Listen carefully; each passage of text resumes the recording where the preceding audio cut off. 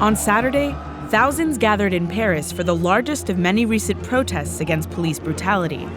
The unrest began when a 22-year-old black man, known only as Theo, was allegedly beaten and raped by police in a Parisian suburb on February 2nd. 4 days later, President François Hollande visited Theo in the hospital, hoping to calm the anger that has spread throughout France.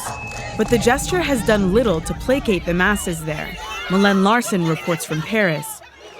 Première proposition qu'on demande, c'est de revoir contre le contrôle aux faciès. Donc on est là aujourd'hui sur la question de Théo. Protesters here are angry about what they see as the police systematically targeting Black and Arab Parisians. What started off as a peaceful protest quickly descended into anarchy.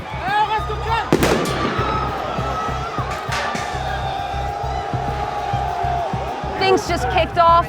Kids are throwing bottles and stones at the police are answering with tear gas. As protests rage on, Theo remains in hospital, recovering from the injuries he sustained after a stop-and-frisk that turned violent.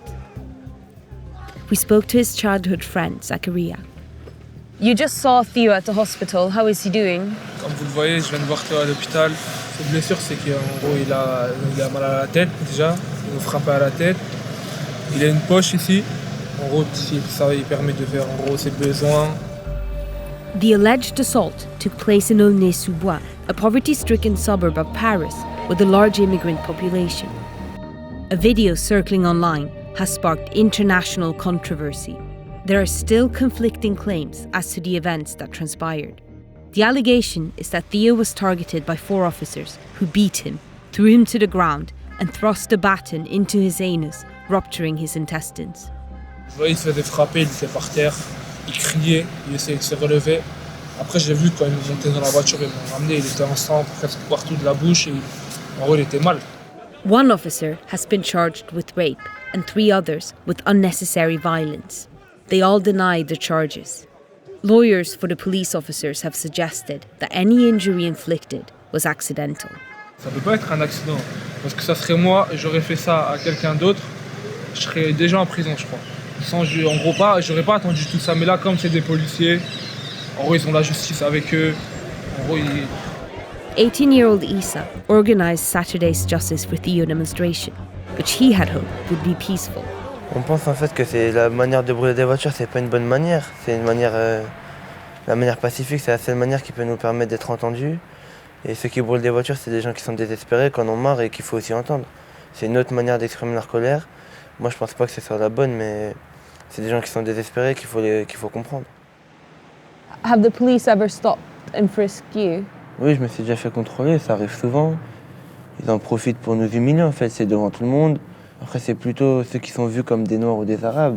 Je pense que ça nous habitue, dès notre jeune âge, vers 14-15 ans, ça nous habitue à être discriminés, à être considérés comme des citoyens inférieurs, on peut dire, avec des droits moins importants. The timing of these protests couldn't be politically more sensitive. France elects its next president in April. The far-right Front National's candidate, Marine Le Pen, has started a petition to support the police. And on Sunday, Le Pen and her closest advisor publicly referred to the protesters as scum. Même un nombre certain de voyous cherchent chaque excuse possible pour déverser leur haine de la France, leur haine de l'état de droit, leur haine des forces de police. Les Français n'en peuvent plus. Une partie d'entre eux ne nous respectent pas et en échange nous demandent du respect. C'est un peu incohérent. Et c'est pour ça qu'il y a des tensions et qu'on sera entendu par la justice.